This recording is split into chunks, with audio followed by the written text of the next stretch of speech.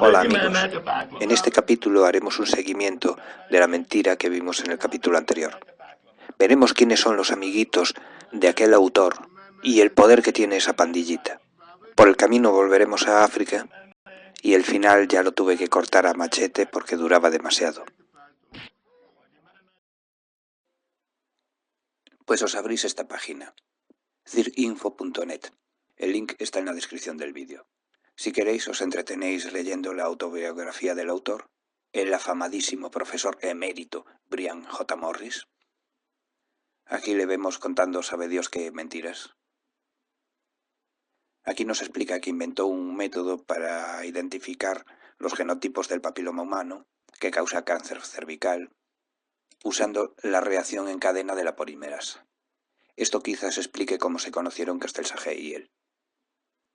Siempre le gustó este tema, tanto que aprovecha las vacaciones para ir a ver cómo se mutila la gente, ¿no? Aquí podemos verlo con unos Masáis Boys de Kenia.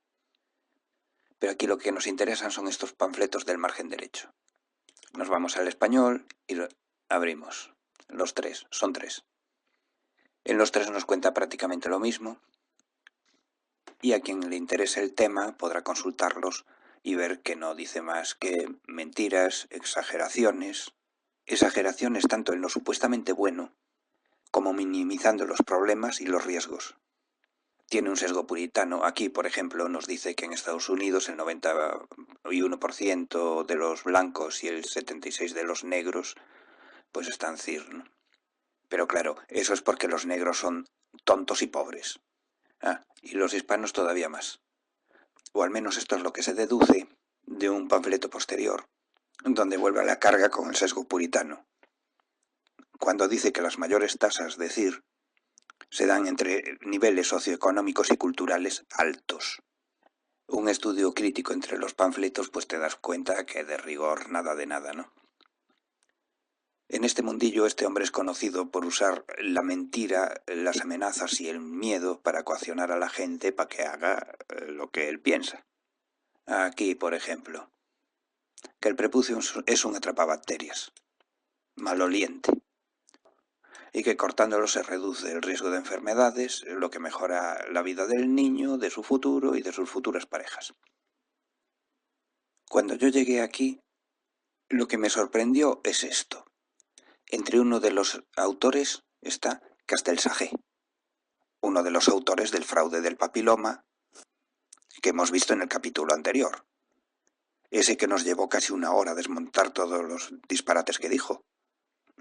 Bueno, pues si el tal Morris añade a Castelsajé entre los autores, es de sospechar que el resto de los autores sea como ellos dos. Si os traje hasta aquí es para llevarnos esta lista de autores. El primer panfleto era una guía para padres, pero este segundo es para hombres y adolescentes, escrita por expertos académicos líderes en el mundo sobre este tema. O sea que ellos mismos se califican los mayores expertos sobre esto, ¿no? Aquí está lo del estrato socioeconómico y educativos altos. Nueva mentira, dice que esto decayó en los 70-80, pero que después volvió a resurgir, cuando es mentira. La tasa en Estados Unidos subió hasta los 80, se mantuvo hasta el 2000 y ahora está descendiendo en picado. Esto también ofrece protección contra la candidiasis bucal. O sea que tiene beneficio hasta en la boca, oye. El tercer panfleto está dirigido a las mujeres. Entre los beneficios para las mujeres, se cree la mentira de Castelsajé, y aquí nos habla del virus del papiloma y del cáncer de útero y todo eso. En concreto, aquí hasta se cree la tontería esa de que la que menos riesgo de cáncer de útero tiene es la monógama casada con un CIR que haya tenido 6 parejas o más. Fijaros cómo esta gente no pierde ocasión de manipular y de mentir. Fijaros cómo pintan un pene estos cabrones. Pintan el prepucio como si fuese una única piel, cuando en realidad es una piel doblada, ¿Qué consiguen con esto? Dos cosas. Que cuando cortan por aquí, ellos pueden decir que cortan la mitad de la piel del pene, cuando en realidad están cortando 2/3. La otra cosa que consiguen es que están dando a entender que en el coito esto queda por aquí hecho un zurullo estorbando, cuando no es así. Pero no son estos los panfletos que yo conocí, sino estos, que pone aquí que reduce en más de 3 veces el riesgo de infección por SIDA. Esto en el primer panfleto. En el segundo ya va de 3 a 7 y en el tercero de 3 a 8. Estos que estamos viendo son los que yo tenía guardado y son los que usé para mi informe. Parece que están editados en el 2015. Los actuales pueda que sean del 2016, donde ya corrigió las exageraciones acerca del SIDA. Ya en todos pone en 3 veces, que ni siquiera eso es cierto. La versión oficial es que reduce el SIDA un 3%, como ya vimos reiteradamente antes. Pero es que un 60% no es 3 veces. Serían 3 veces si fuese el 66%. O sea, que aquí Morris ya araña otro 10% de beneficio al ya exagerado beneficio oficial. Y otra cuestión, tan expertos como son, ¿no se han enterado que el propio equipo de Castelsagé tuvo que dar marcha atrás y reconocer que ya no encuentran una asociación entre la CIR y el papiloma? ¿Cómo es que este experto lo sigue manteniendo? Y fijaros qué cosa más curiosa. En estos PDFs que tenía guardados, en el dirigido a los padres, parece que Castelsagé no llegó a tiempo de su confección y simplemente los tradujo. En los siguientes ya sí, ya colaboró en su preparación. Bueno, en resumen, yo os traje aquí para llevarnos una lista de la gente que ha colaborado con él. Y ahora nos vamos a esta página, IntadWiki, una excelente página sobre este tema, muy curiosa, muy rara. Es clara y ordenada, no como la mía, y sin duda la tuvo que hacer un grupo de gente. Y muy motivados, uno solo no podría. Se merecen un Pulitzer por el premio de investigación que hicieron. Aquí no hablan de los problemas que todo esto trae, sino que desenmascaran a todos los que la promocionan. Nos vamos aquí a gente y empezamos a abrir a todos los que han nombrado Morris. Aquí os las tengo ya preparadas y traducidas. La de Morris es una de las más grandes. El tío se lo merece. Es este tío feo de aquí. De cómo intenta bloquear a todo el que le lleva la contraria. Y aquí ya hablan de una cosa muy interesante. En esos panfletos que acabamos de ver, algo pasó en el 2012 que ya borra cierta vinculación con una cosa llamada Sociedad Gilgal. A la derecha ya el nuevo con eso borrado. Y mira, por aquel entonces Castelsagé ya colaboraba. Aquí podemos ver otra vez cómo ha limpiado algunos links. Aquí vemos cómo desde la Sociedad Gilgal hacen referencia a los panfletos de Morris, o sea, la asociación inversa. Estos son los enlaces que recomendaba antiguamente. 8 de ellos eran sitios circunfetichistas. Según Morris, los grupos que nos oponemos a la circuncisión somos una secta de adoradores del prepucio. Y estos son algunos de sus argumentos: que debería ser obligatorio, que los machos enteros tienen relaciones sexuales, en plan, ¿pero a dónde vamos a llegar? Las salpicaduras del baño, que no te lo pillas con la crema de yera, que salva muchas vidas, que las mujeres deberían tener miedo a los que están sin operar, que los sin operar mueren muchos, que necesitas una buena charla si no le crees, que es tu responsabilidad cortártela. Curiosas son también sus opiniones sobre la circuncisión femenina. Según él, no son para tanto y no reducen el placer sexual.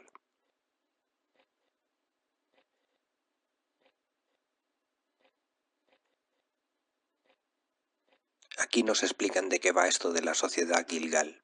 Resulta que es una de las organizaciones donde admiten abiertamente una fascinación mórbida por la circuncisión, hasta el punto de un fetichismo sadomasoquista.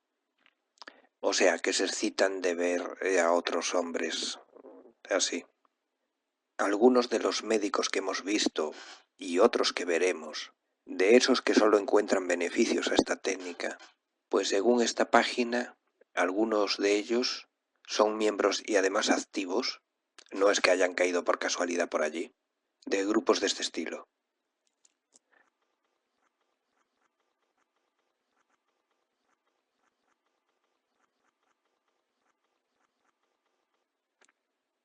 Hasta parece que escribieron un libro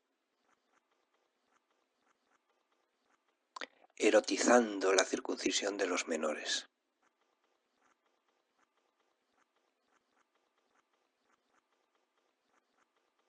Circlis es otra parecida.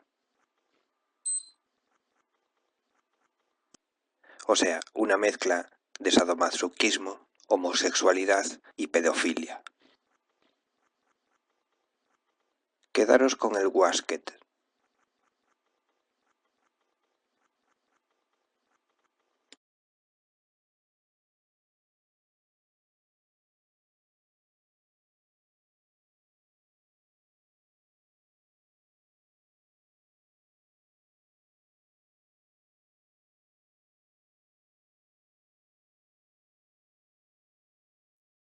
Y seguimos viendo a gente.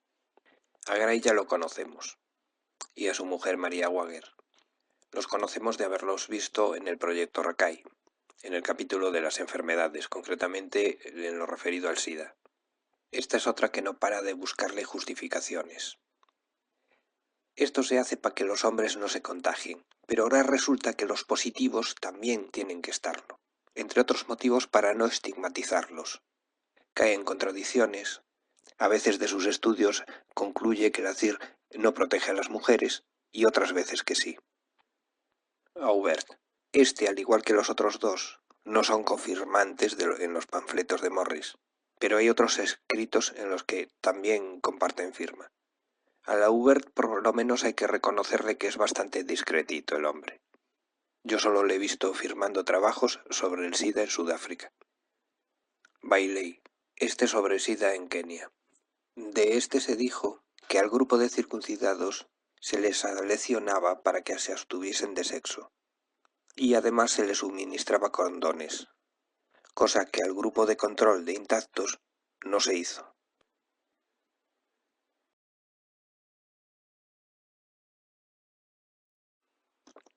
Los últimos que hemos visto están involucrados con el tema del SIDA, y los agrupé para darme pie a volver sobre una página que ya habíamos visto muy de pasada en el capítulo de las enfermedades, sin prestarle la atención que merece. Es una página que nos explica la misma historia pero desde el otro lado, desde el africano de a pie, de cómo viven ellos esta historia. Resulta que ya han reaccionado. Y estos son un montón de testimonios en vídeo. El movimiento de oposición empezó en el 2014, cuando ya habían circuncidado a 6 millones de hombres y niños, sin ningún seguimiento médico, y que aquí del otro lado no nos hemos enterado de nada.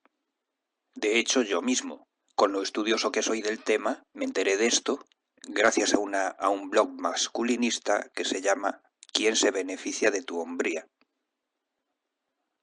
Aquí nos van a explicar cómo de voluntaria es esta campaña, que cuando le preguntas a los africanos surge una historia que es totalmente diferente a lo que nos cuentan, que esto es un imperialismo cultural de americanos, judíos y musulmanes. Y aquí nos explica qué es la VMMC, voluntario, médica, masculina, circuncisión, aunque yo tenía entendido que una de las M's era de madura, que ya van por 12 millones, en parte con dinero estadounidense. Y atentos a esto, debido a que muchos hombres se niegan, se añadió la masculina infantil precoz en el 2016. O sea que si es infantil de voluntaria debe de tener poco. El problema de todo esto es que no ayuda, sino que mata. Y aquí vemos un gráfico de la evolución del SIDA en el sur y este de África. Con la introducción en el 95 de un programa ARV, no sé lo que es, parece que las cifras empezaron a disminuir, hasta que se introdujo la circuncisión y entonces se estabilizó. La previsión es que vuelva a subir, que ellos descubrieron que esto es mentira, que en Malawi, desde que se introdujo el VMMC, el SIDA pasó del 10 al 20%. Y en Uganda también, en su propio Ministerio de Sanidad, confirman que las cifras han subido, que está de nuevo en aumento. Este es un gráfico sacado de un PDF, sacado de uno de los links de la página que estamos viendo, que coincide con otro que ya vimos en el capítulo de las enfermedades. Los datos son del 2016, por lo que puede pensarse que los datos del 2015 todavía no están actualizados y por eso están tan pequeñitos. Pero no es que los datos del 15 estén incompletos. Es que la tendencia ya es esa. Vemos que el mayor incremento se produjo entre el 12 y el 13, pero en el 13 y el 14 ya no subía tan pronunciadamente, empezó a decaer.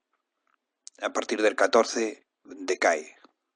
Estas son las circuncisiones hechas por año, que a la gente que no se somete a esto pues la discriminan. No solo eso, sino el que no se deja lo pillan por la fuerza y le mutilan igual. Porque una de las ideas que han provocado es que si yo tengo SIDA y me he sometido a esto, debe ser por culpa de mi vecino que no se sometió. Aquí nos explican por qué es malo el programa este de VMMC. Porque es un imperialismo, porque hay una coacción a pobres y vulnerables y porque la gente está sobornada para someterse a esto, con dinero y con alimentos. Nada de consentimiento informado. Esto se le hace a los niños en los colegios sin informar a los padres. Riesgos quirúrgicos innecesarios. Vulnera los más elementales derechos humanos. Aquí nada de ética. Aquellos 3 proyectos en los que se basa este programa son realmente cuestionables, tanto clínica como científicamente. No hay ningún seguimiento médico. Tú solito te tienes que quitar los puntos de sutura y si tienes problemas, arréglatelas como puedas o paga el tratamiento. Nada de anestesias o analgésicos. No tienen ni hielo, ni agua limpia, ni asepsia, ni transporte para casos de emergencias. Cicatrizaciones de entre 1 mes y 2. Que ahora se creen invulnerables, abandonan toda protección y entonces aumentan las ETS. Que la herida abierta por la operación aumenta el riesgo de contagios, tanto hacia el hombre como hacia la mujer. Problemas sexuales, de que esto no está teniendo ningún éxito, sino que la epidemia ha empeorado desde que se puso en marcha esto, y que los africanos tienen un resentimiento y una indignación. Desde aquellos gobiernos hay anuncios institucionales dedicados a fomentar todo esto. Y el dinero y los alimentos están destinados, incluso se compra a la gente para que acepte ser tratada con dinero y alimentos. Y aquí una pregunta de lo más certera.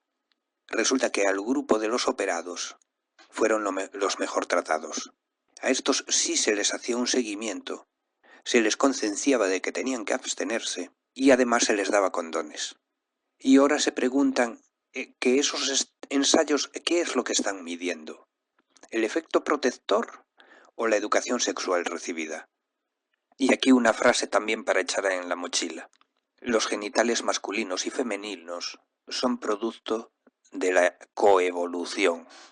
O sea que cada uno de ellos evolucionó teniendo en cuenta al otro. Y aquí explican por qué el pene es como es y no como esta gente cree que debe ser. Hasta hablan del experimento Tuskegee. ¿En qué consistió? Bueno, pues en el pueblo de Tuskegee, Alabama, en el 32, cogieron a unos 600 pringaos, negros, analfabetos, temporeros, 400 de ellos con sífilis. El experimento consistió en hacer un seguimiento de la evolución de la enfermedad y también estudiar la efectividad y la toxicidad de los tratamientos que había por entonces. Pero la penicilina apareció poco antes de los 50, pero a esta gente se les negó. Prefirieron seguir con el experimento a curarlos. Terminó en el 72 por una filtración periodística. si no seguramente seguirían. Hubo que esperar a Bill Clinton para que pidiese perdón por el experimento. Pues esta es la comparación que hacen ellos con el experimento Tuskegee. Más abajo hablan de una historia de racismos y tal y cual.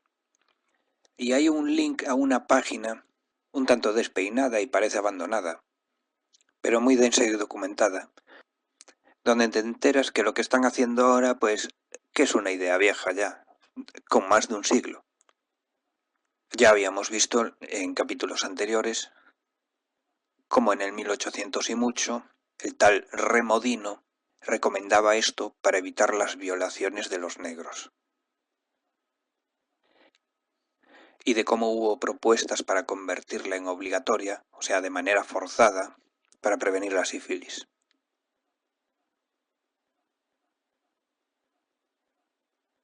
Volviendo a la página africana, resulta que hay severas censuras contra todas las noticias que hable de problemas ocasionados por este proyecto, noticias de forzadas o noticias de VIH.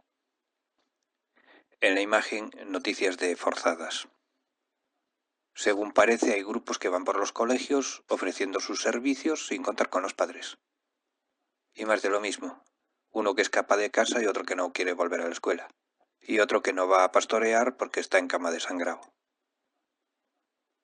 Y los que trabajan en el Ministerio de Salud y son disidentes con todo eso, pues son despedidos. ¿Y qué aprendieron allí? Que esta campaña es un engaño mortal. Otra frase digna de enmarcar. Los beneficios son exagerados, pero los riesgos son reales. Y otra vez lo mismo. Aunque se supone que es voluntaria, hay presiones para que participen.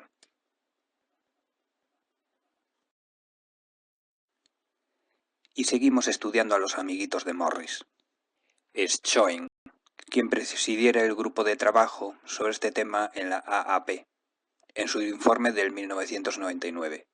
Alpeirin, otro que defiende la práctica para evitar el SIDA en África. Guy Cox, se hace llamar James Bagger. Con ese apodo, hace 4 años, anuncia en una lista de correos de fanáticos de esto la existencia de un sitio web donde ofrecían un dispositivo de castidad para adolescentes, para prevenir la masturbación y el sexo antes del matrimonio. Terry Russell. Este tiene una clínica en Australia especializada en hacer cosillas de estas a destajo. Amonestado por publicidad falsa, por decir que solo los intactos sufren cáncer de pene, lo que no es cierto. Stan, otro promotor, pero en la declaración de conflictos de intereses se olvida de que patentó un aparato para esto. Helen Weiss, epidemióloga. Y llegamos a Waskett. Este es todavía peor que Morris. Este se operó por propia elección ya de joven, porque era su fantasía sexual desde que tenía 5 años. Se pasó desde el 2004 al 2008 haciendo unas 14.000 ediciones en Wikipedia, de estas 1.200 y pico en el artículo principal, más del doble que el segundo clasificado, un tal Abraham, que no es ni médico ni nada, sino informático. Bueno, tampoco yo lo soy. Sin embargo, este sí es cofirmante de artículos junto con médicos, y su opinión es tenida en cuenta. Parece que se retiró de la lucha pro-CIR en el 2012, justo después de que la AAP emitiese su último informe, con el cual está muy satisfecho y para el que trabajó. Tiene un hijo al que circuncidó por su propia opinión personal. Y no puedo extenderme más y no me llevaría 2 horas. A quien le interese el tema, dejo el link de IntazWiki en la descripción.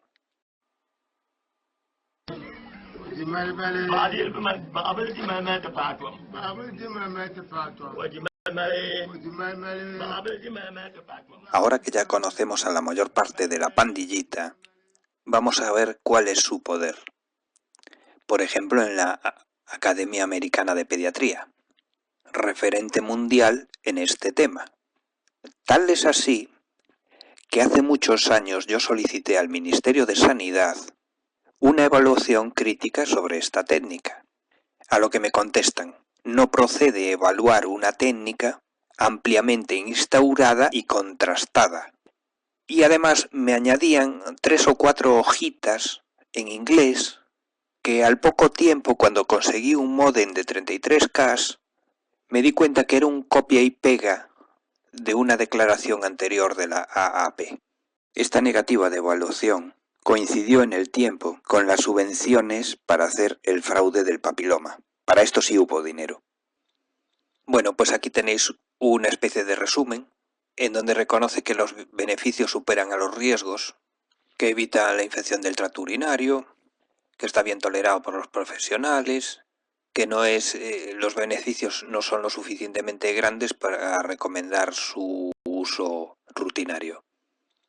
Y este es el grupo de trabajo de esa mesa. De los 8 que lo componen, también están fichados 4, que ya os lo tengo aquí preparado. Susan Blank. Esta fue funcionaria en Nueva York, en el Departamento de Salud y Salud Mental y enfermedades contagiosas y todo esto, ¿no? Esta es la presidenta. Mientras estaba en Nueva York, ocurrió el desgraciado accidente de los 3 bebés con un Moel. Trabajaba a las órdenes de este señor. Ahora os explico. Es este. ¿En qué consistió el accidente? Bueno, pues resulta que cuando se circuncidan niños judíos, el Moel, que es el clérigo que les recorta las pelotas, chupa la sangre que emana del pene, como podéis ver aquí. Pero uno de ellos estaba infectado de herpes y se lo contagió a 3 niños. Uno de ellos murió y otro con daño grave en el cerebro. ¿Qué se hizo? Pues nada. Como fue un caso aislado, pues no merecía la pena legislar, a pesar de que se reconoce el problema y parece ser que ya había antecedentes en la literatura médica. Al final no se hizo nada, ya que autoridades religiosas presionaron y dijeron que era la única forma aceptable de extraer la sangre. Vamos a por otro. Brady. ¿Qué está diciendo aquí? Que antes no había evidencias para ser neutral, pero ahora con claridad los terceros pagadores, refiriéndose a los seguros, deberían pagar si los padres lo desean. Dieckema. Este es bueno. Resulta que este es un especialista en bioética pediátrica. Y aquí nos hablan del caso Ashley. Resulta que el tal Ashley, nacido en el 97, tiene un problema de encefalopatía, no sé qué. El caso es que lo sometieron a un tratamiento para atenuarle el crecimiento a base de una terapia de estrógenos. Histerectomía, o sea que le quitaron el útero o los ovarios o las dos cosas o algo así. Después dice que es para prevenir la menstruación y la posibilidad de embarazo, o sea que el tal Ashley era una niña. Y la eliminación del brote bilateral de mama, para prevenir el desarrollo de senos grandes. Aún no lo he entendido. El brote de mama bilateral. Anda, que si llega a ser una mama monolateral o trilateral. Bueno, también le amputaron el apéndice para prevenir la apendicitis. El hospital más tarde admitió que la cirugía era ilegal y solo se la llevó a cabo después de una orden judicial. Parece que el abogado lo contradice. Yo intento acortar esto, pero es que me voy metiendo en todos los charcos que encuentro. Vamos a ver, ¿cómo es que esto lo hicieron por una orden judicial? Es que el juez es adivino y sabía del problema de Ashley, y actúa así, de oficio, pringándose de esta manera. Fue idea suya hacerle a Ashley todo eso. Y aun siendo por orden judicial, ¿cómo acata el hospital semejante disparate? ¿No será más bien que algún médico convenció al juez después de no haber podido convencer a la familia? Y mirar lo que opina sobre la ablación femenina. Pero antes de ver esto os tengo que explicar una cosilla. En el 2010, la propia AAP sugirió un cierto tipo de ablación de las niñas. ¿No os lo creéis? Aquí. Sin embargo, la muesca ritual sugerida por algunos pediatras no es físicamente dañina y es mucho menos extensa que la mutilación genital masculina rutinaria del recién nacido. ¿En qué mano? Esto es increíble. ¿Pero en qué manos estamos? ¿Lo veis bien?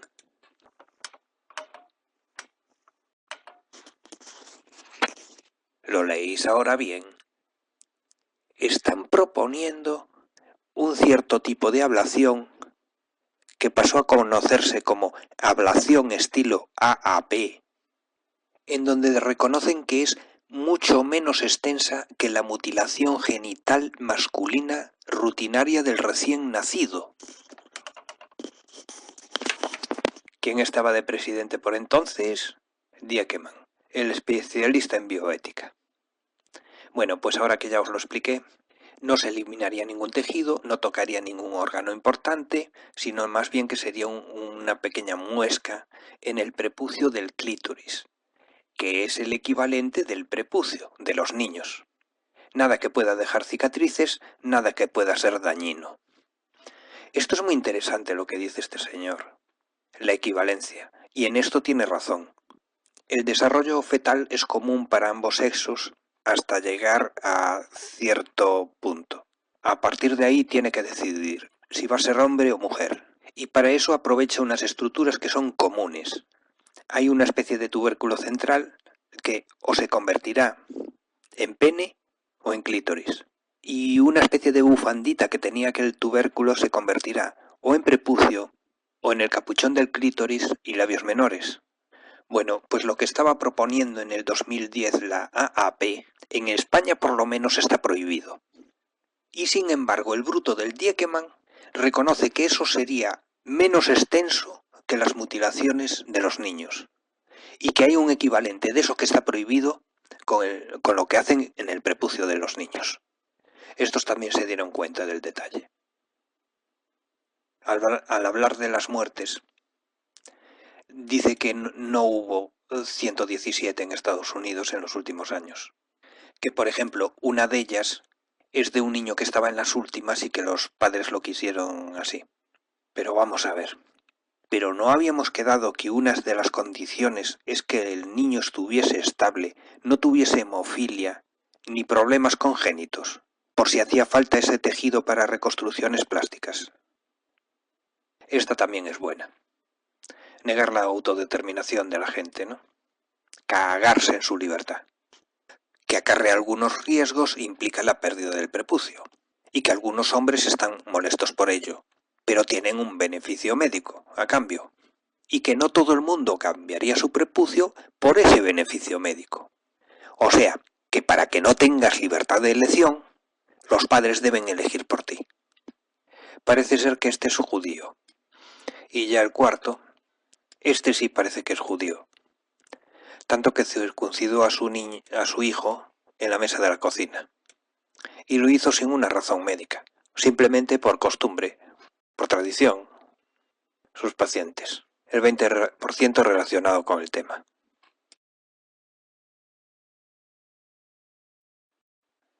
Antes de abandonar este pequeño resumen de su política que hace la AAP, nos vamos a comentarios. A ver qué opina la gente sobre esto. Aquí advierte que antes de publicarlos son revisados los comentarios. Y como solo hay 13, yo imagino que hay que ser alguien importante y haber superado una serie de barreras para que te publiquen un artículo. Una dice que esto es un sesgo de género. Otro una locura. Otro un mal servicio a los estadounidenses. Otro Galileo, no sé. Otro que reduce el cáncer de próstata. Como podéis ver por las fechas, el último comentario aparece arriba. Por eso aparece antes la respuesta que la pregunta. Lo primero, no dañar. Que el informe es defectuoso. Que la recomendación universal es una generalización excesiva. Y su respuesta. ¿Por qué? ¿Por qué qué? Que esto es incorrecto de hecho y de derecho. Lo que acabamos de ver son las cabeceras de los comentarios, pero el cuerpo viene detrás. Os lo resumo así a la carrera de arriba abajo. La del sesgo de género no me queda claro qué quiere decir. El que dice que es una locura lo dice un pediatra, y argumenta la teoría de la evolución para decir que si eso está ahí es por algo. El que habla del mal servicio a los estadounidenses argumenta que no ha tenido en cuenta el asunto erógeno de todo esto, Critica también que argumenten con el VIH, que en Estados Unidos, donde la mayoría están CIR, tienen más SIDA que en Suecia o Japón. Incluso el argumento de las infecciones del tracto urinario es algo totalmente desproporcionado, porque aún en ese caso hay antibióticos que es más suave que una operación, que como asociaciones médicas del norte de Europa se están levantando contra todo esto, porque no es ético, viola el principio de autonomía del paciente y lo primero, no hacer daño. Otro compara a los que criticamos todo esto con Galileo el hereje. Ahora viene la respuesta del cáncer de próstata, o sea que vamos primero a verla. Otro, un tal Dickerman, no confundir con Dickerman, el bioético que acabamos de conocer. Este es profesor de pediatría. Este argumenta con algo que ya conocemos, el cáncer de próstata, que reduce un 15% el riesgo, según Jonathan Green. Este es el que vimos en el capítulo de los cánceres. El que tiraba las piedras sin oro a la finca del vecino. El que le repasamos sus propias cuentas y no llegaba al 7%. Bueno, pues este se cree lo del 15%.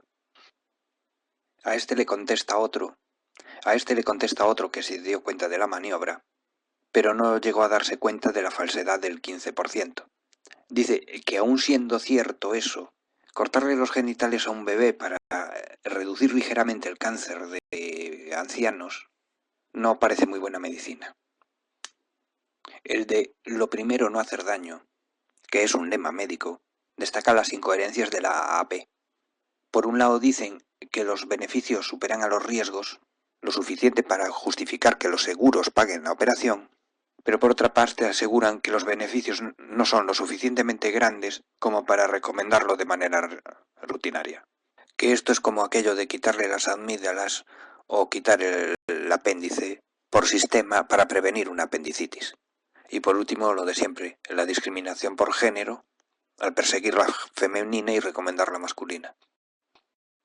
El del informe defectuoso dice que no tiene en cuenta los efectos del dolor, los riesgos quirúrgicos, la funcionalidad que tiene el asunto, la disfunción eréctil provocada, el trauma, daño psicológico, enfermedades, sus propios conflictos de bioética, sin un verdadero consentimiento informado. Y en lugar de todo esto, dice literalmente, en su lugar continúa la búsqueda sin fin para el beneficio médico que comenzó a finales de 1800.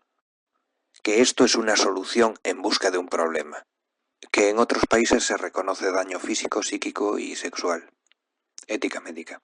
Y remata con ignorar este informe, solo hay que ver un vídeo y confiar en los sentimientos. Aquí un tal Guppa dice que es una generalización excesiva. Y a este le contesta otro, pediatra, y la contestación que da es de lo más inquietante.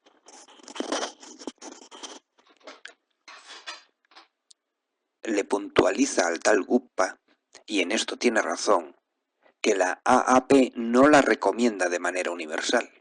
Simplemente dice que los beneficios son mayores que los riesgos, dejando a los padres la libertad de elegir. ¿Qué es lo que están tramando? Zafarse de las responsabilidades. Si tú de mayor te quejas, pues eres de la minoría que ha tenido más problemas que beneficios. Pero reclámale a tus padres, no al médico. Esto es lo que están tratando de hacer. De hecho, hace años, ya a mí, cuando fui a quejarme a un médico, como ya no sabía por dónde salir, no se le ocurre cosa mejor que decir, reclámele a sus padres por haberlo permitido. Pero eso sí, no me reconoció el daño, El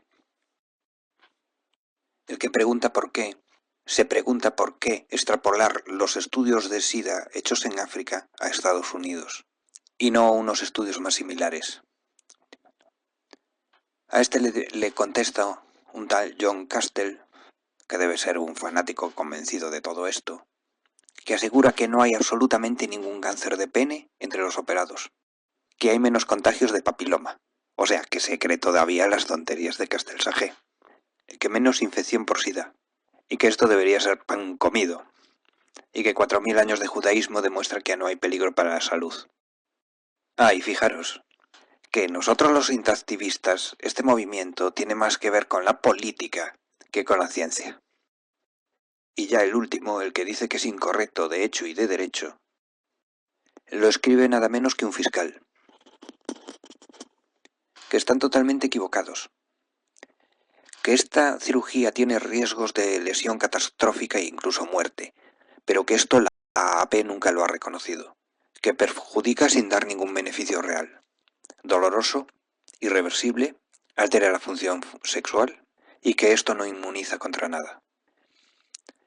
Como cuestión de derecho, la regla es que los médicos no pueden operar a niños sanos.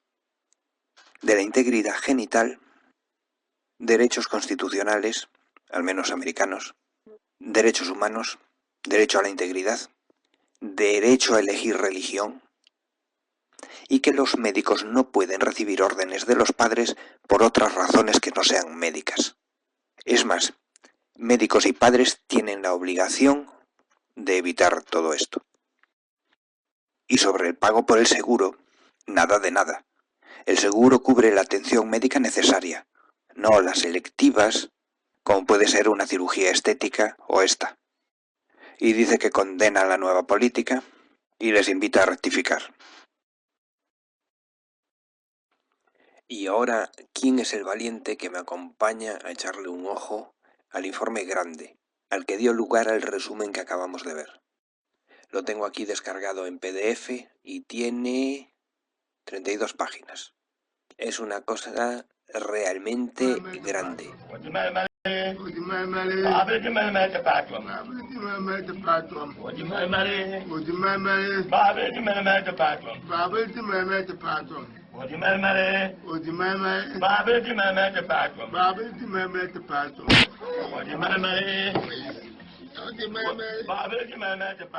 Pero antes os quiero enseñar una cosilla que ya tengo medio preparada en el PDF. Estas son las referencias que ha usado la AAP para emitir el informe. Y ya he marcado en naranja fuerte a todos los amiguitos de la pandillita que ya conocemos. A ver cuántos contáis vosotros. Yo creo que conté 37. Los dos verdes son de Van Howe, un firme opositor a todo esto. Vemos que han considerado como ciertos los dos informes de Castelsage y Bosch, que son absolutamente falsos. Me sorprendió la cantidad de referencias a problemas, y las he marcado de gris.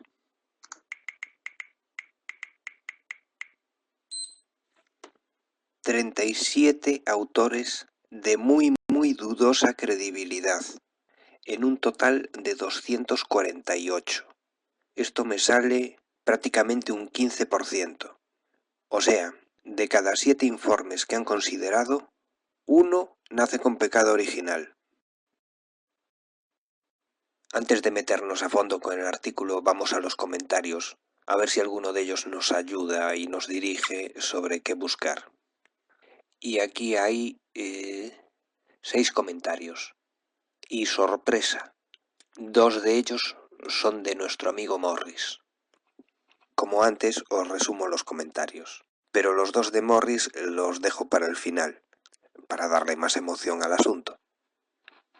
Por lo que estoy viendo, aquí en estos comentarios salen cosas que ya han salido muchas veces, como lo del SIDA y el papiloma. Este se pregunta que habiendo una vacuna contra el papiloma, ¿para qué se va a operar a la gente? Y aquí un párrafo interesante.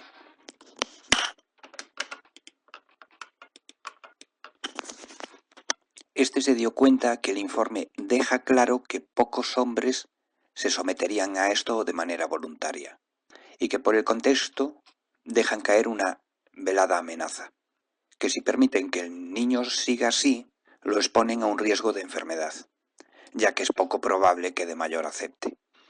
Con esto están fomentando la eliminación del consentimiento informado, que es fundamental en la medicina ética. Relativismo cultural, niñas prohibido, niños recomendado. Este se cachondea de ellos porque no tienen ni puñetera idea de epidemiología, ni de estadísticas, ni de nada. Y pone varios casos. También les echan la bronca porque, a pesar de que reconocen que, concretamente en las infecciones de tracto urinario, la mayoría de las publicaciones son de antes del 95. Sin embargo, los excluyen. Este documento es epidemiológicamente incompetente y una vergüenza para la AAP. Y ahora escribe una experta en consentimiento informado, que la cirugía está indicada para un problema gordo, unos hallazgos físicos anormales y un diagnóstico patológico, y que necesita la firma del consentimiento informado. Y creo entender por la traducción que no se informa de las muertes que ha provocado el método, ni de la pérdida de tejido erógeno funcional, 2 semanas de dolor, posibles infecciones y una herida abierta en los bebés que están expuestos a las cacas y al amoníaco de la orina.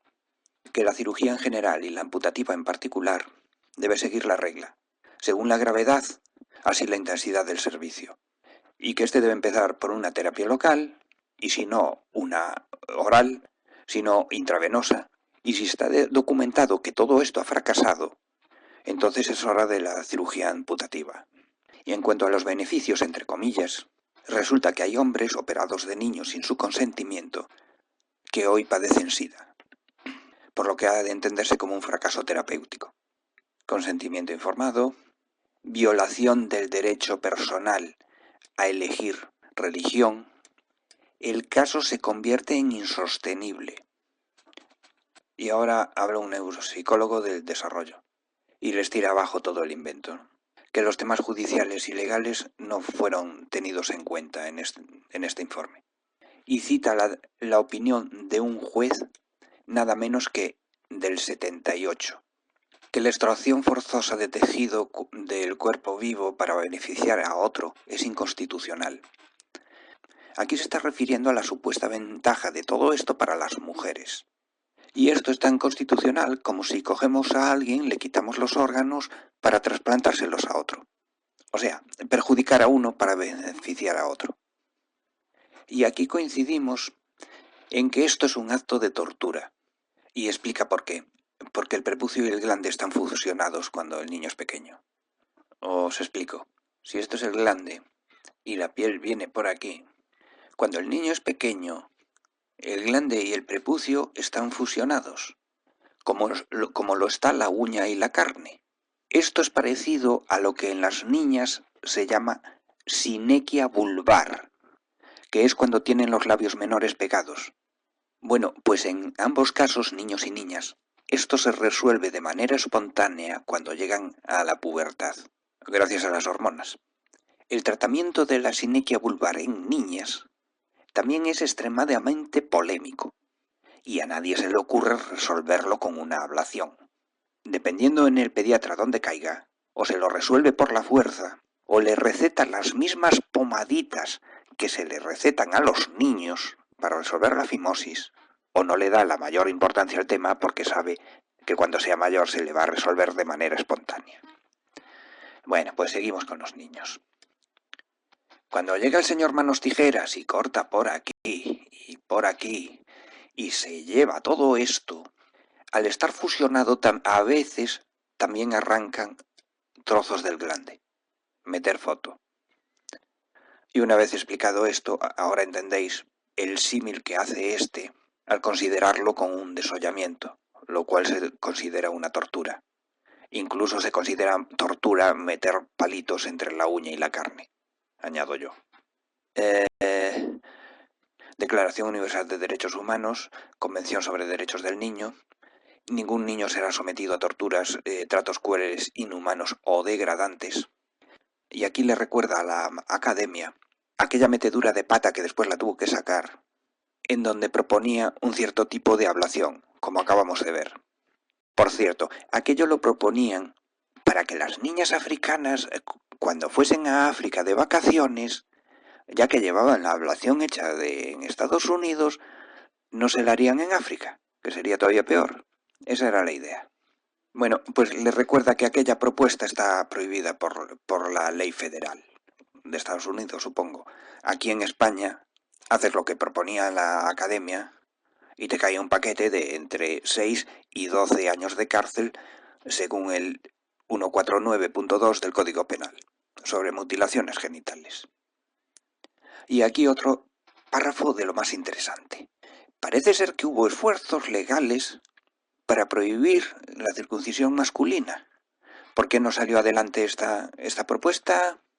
Porque la Cámara de Delegados de la Asociación Médica de Estados Unidos aprobó por unanimidad una resolución que éste califica de injusta, que se oponía a todos estos esfuerzos. Y un párrafo que prefiero no comentar, sobre inducción a la violencia, que retrata los costos ocultos. Este también se leyó, como nosotros, el libro de Maimónides, otra vez con la discriminación de género. La femenina es tortura y la masculina es beneficiosa.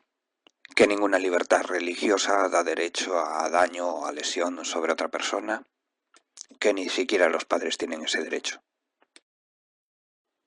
Y ahora vamos a ver el comentario más antiguo de Morris. Este felicita a la Academia por la nueva política, pero no solo él, todos estos. Gray, Bailey, Tobian, Weiss, Alpeirin, Castelsage, Wisgel. Y aparece una nueva, Catherine Hutkin, quien es la jefaza de Naciones Unidas sobre VIH-Sida, ONU-Sida. Y este King ya suena demasiado. Que felicitan al grupo de trabajo por la conclusión de que los beneficios superan a los riesgos.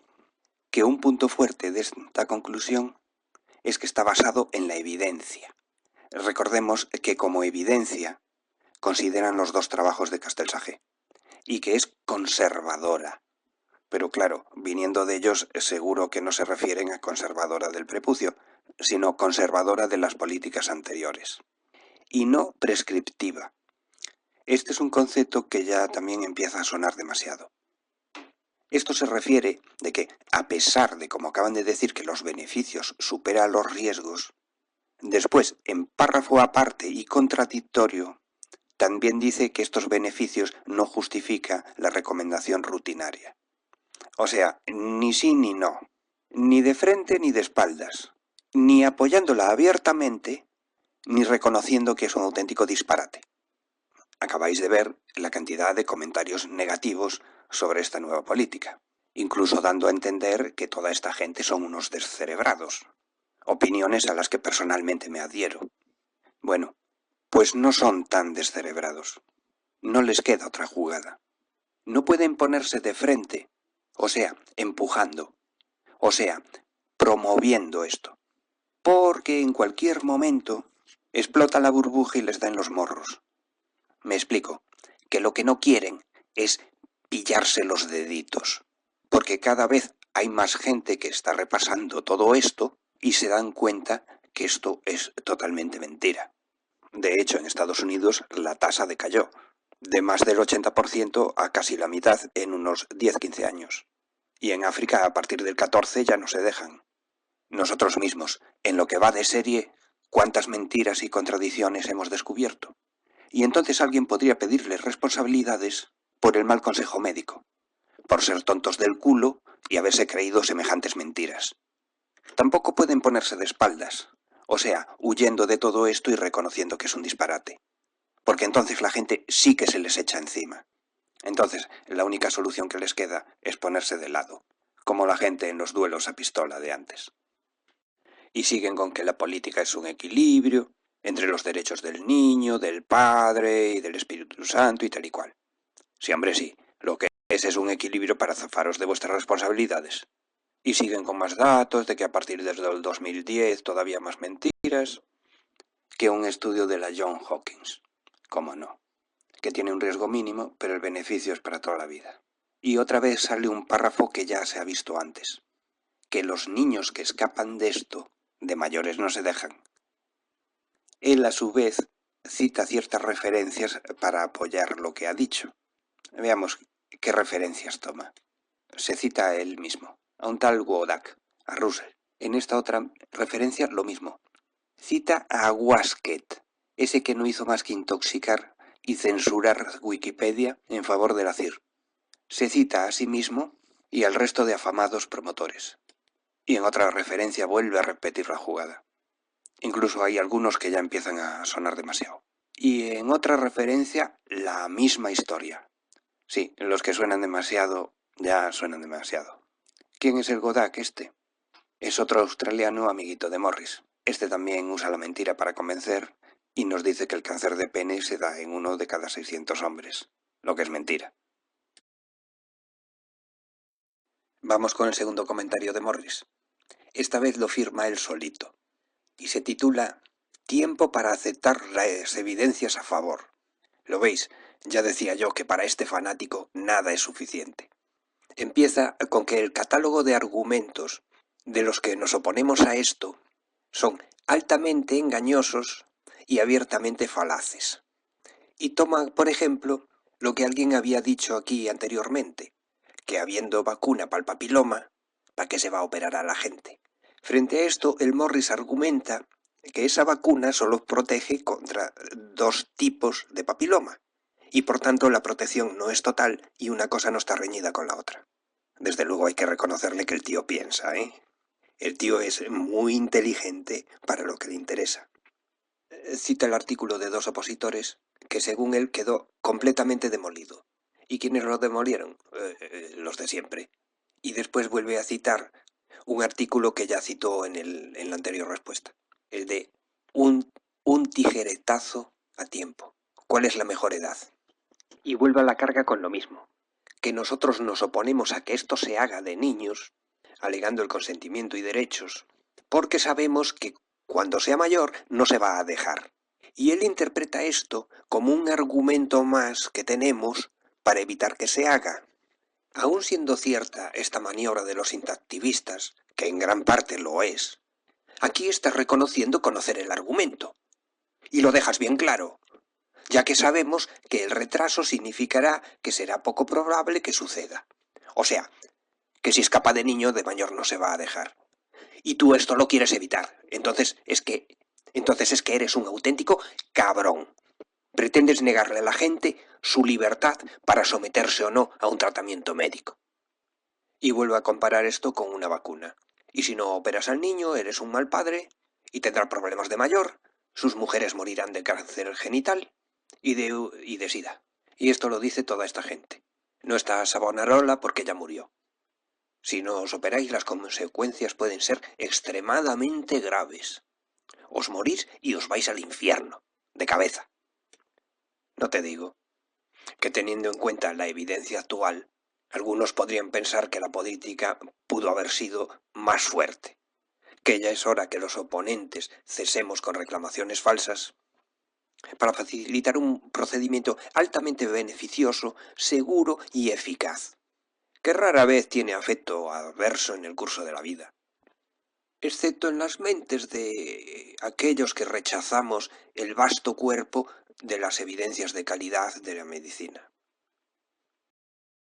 Ya me ha calentado el tío este, y ahora vamos a ver cuán de calidad son esas evidencias médicas.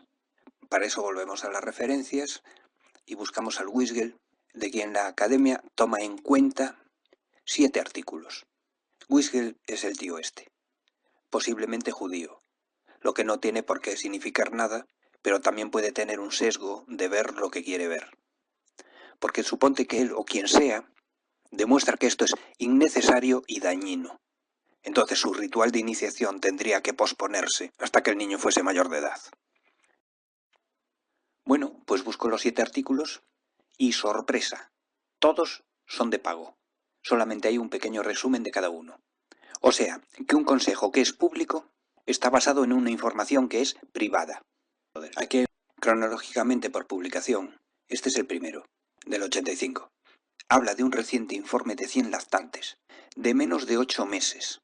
De estos 100 observaron que nada menos el 95% no estaba CIR. El 95% en una población de niños y niñas significaría que las niñas se contagian mucho más que los niños. Pero si en vez de ser niños y niñas la distinción fuese entre polacos y el resto, pues la cosa ya tendría algún sentido. Porque entiendo yo que polacos debe haber poquitos en Estados Unidos. Bueno, pues no es esto. Es justo al revés. Resulta que una minoría de la población son los que más enfermedad sufren y la mayoría son los que menos enfermedad sufren. Entonces, la relación ya no es 19 a 1, sino que hay que multiplicarla por, depende, por 3 o por 4, dependiendo si es el 66% aquí o el 75%, lo que da una reducción de entre el 60 al 80. O sea que esta técnica reduce 60 o 80 veces las ITUs. El siguiente es del 89 y es también un estudio de los hospitales militares con un registro de todos estos niños, 136.000 niños. De estos, 100.000 estaban operados, de estos tuvieron casi 200 complicaciones y de estas complicaciones 20 eran por tracto urinario. Por el contrario, los NOCIR fueron unos 36.000 y de estos tuvieron ITU 88. Tomando por referencia los 36.000 normales que tuvieron 88 infecciones, ¿cuántas deberían tener los 100.000? Es una regla de 3. A mí me sale que deberían tener 244. Pero como solo tuvieron 20, sale una reducción de 12 veces, que ya no es el 60 o el 80% que decían antes. Comparado con aquello, esto ya es más discretito. Ya es algo más creíble. ¿Pero veis dónde hicieron la trampa? La trampa está aquí. Haber cogido este 20. Sí, estos son los que han tenido ITU. Pero para eso has tenido que destrozar a casi 200. Y entonces la reducción ya no es el 12, sino que es el 1.3.5 vamos a ponerle. Que sigue habiendo reducción, pero no es la exageración que dicen. Y fijaros, esto provocó hasta 3 meningitis en los normales. La meningitis es una inflamación de las meninges, que son unas membranas que envuelven el cerebro. ¿Os empezáis a creer ahora que las amígdalas están en los pies? Claro, es que esto pasa porque, como todo el mundo sabe, los hombres tenemos el cerebro en las pelotas. Y de estos 88 resulta que también murieron 2 de ellos. Consulto el mapa de mortalidad infantil y resulta que en Estados Unidos mueren 6 niños cada 1000. Pero es que esos son referidos a niños menores de 1 año. Como este estudio es el primer mes de vida, vamos a suponer que sea unas 10 veces menos. Entonces a mí me sale que deberían haber muerto unos 78. Si solo se le murieron 2, o realmente son unos excelentes pediatras, ¿eh? Y si no fue así, ¿qué ocurrió con los otros 76? Porque no nos dice nada. Y termina con que de estos 1.000 han tenido ITU. Y ahora se complica la cosa, porque está hablando de niños y niñas. Después nos dice que los UNCIR han tenido 10 veces mayor incidencia. En principio parecería que las niñas son más propensas a tener ITU, por la propia anatomía de su sexo. Si fuese así, ¿dónde está la reducción?, me preguntaba yo. Bueno, pues para eso consulté las tasas de incidencias de las ITUs. Lo primero que salió fue precisamente esta página de la Asociación Española de Pediatría, y resulta que los niños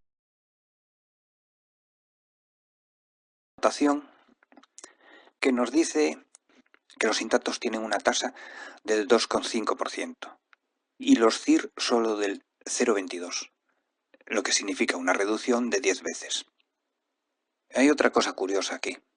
Este 18 no es la media entre este numerito y este otro, sino que nos están hablando de la media real.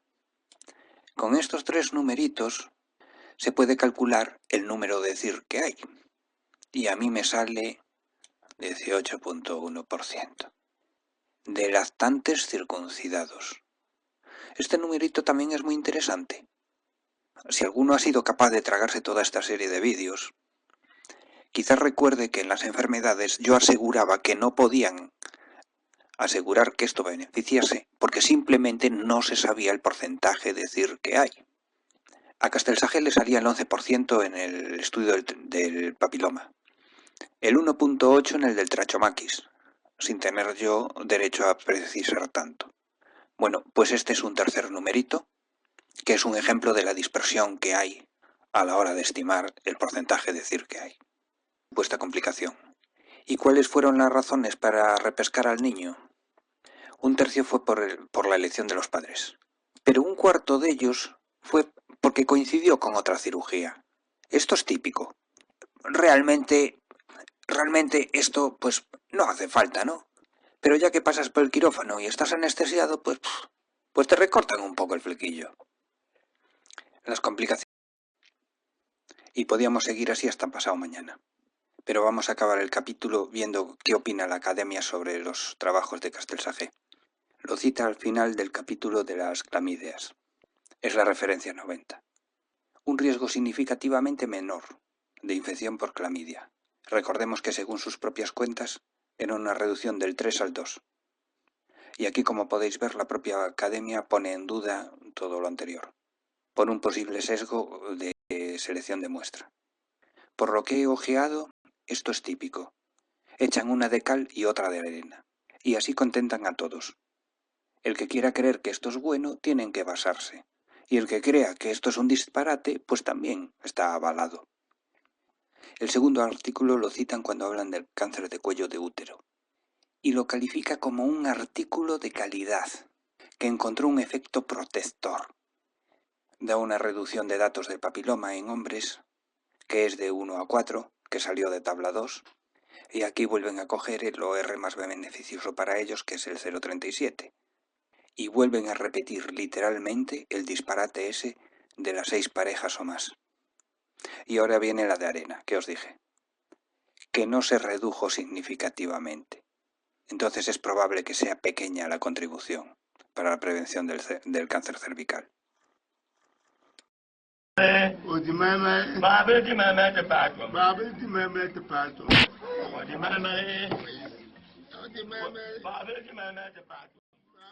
Bueno, campeones, yo me voy para la cama. No sé qué habréis aprendido vosotros, pero yo lo tengo cada vez más claro. En este asunto, como en todos, hay media docena que entiende y que son auténticos genios. Y oye, incluso estos tienen derecho a meter la pata, ¿eh? Es su naturaleza humana. Y el paciente tiene que conocer ese riesgo y asumirlo y perdonarlo. Pero el resto, especialmente los que nos dirigen, son unos auténticos inútiles. El ejemplo que estoy poniendo en el vídeo podría parecer ofensivo para los africanos, pero ni siquiera allí son todos hechiceros. No hay más que recordar la página VMMC Project que acabamos de ver. Y para buscar hechiceros no hay que irse a África. Estamos en las manos de Paco, solo que los Pacos de aquí usan bata blanca y una docena de trucos que se los deben al Pasteur, al Fleming, a Roentgen y alguno más, pero que siguen teniendo pensamiento mágico y aún no se han enterado de lo que es la ciencia ni de sus métodos.